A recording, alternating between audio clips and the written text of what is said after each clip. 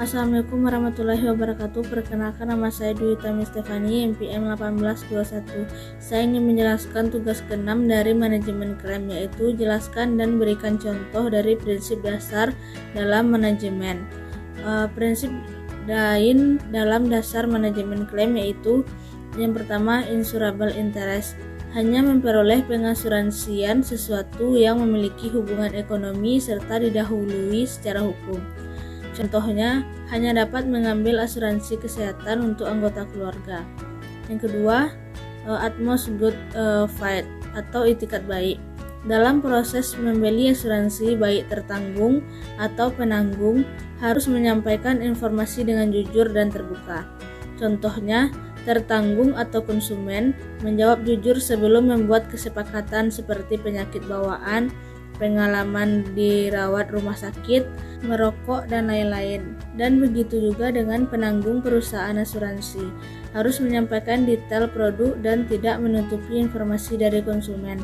Yang ketiga, proximate cause, penyebab paling utama, contohnya kerugian yang diakibatkan dari suatu kejadian berturut-turut. Yang keempat, indemnity, prinsip ganti rugi. Prinsip ini mengatur pihak perusahaan asuransi untuk membayar pergantian kerugian sesuai premi. Contohnya, dia membeli asuransi untuk rumahnya.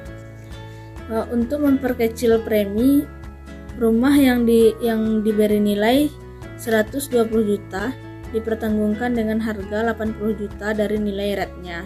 Yang kelima, pengalihan hak atau perwakilan, pengalihan hak dari tertanggung kepada penanggung. Yang keenam, kontribusi, apabila pihak tertanggung mengasumsikan suatu objek kepada pihak asuransi.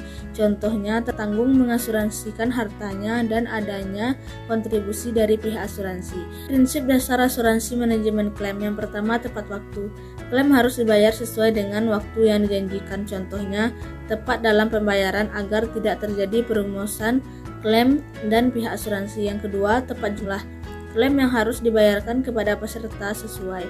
Contohnya, sesuai dengan hak peserta atau ahli warisnya, atau sesuai dengan nilai kerugian atau nilai maksimal yang menjadi haknya.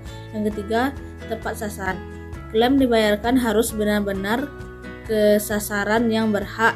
Contohnya, perusahaan asuransi tidak membayarkan kepada peserta atau pelayanan kesehatan jika tidak tercantum. Walaupun demikian, pihak asuransi membutuhkan bukti sah pembayaran manfaat kepada pihak tersebut. Hanya itu yang dapat saya sampaikan. Terima kasih. Assalamualaikum warahmatullahi wabarakatuh.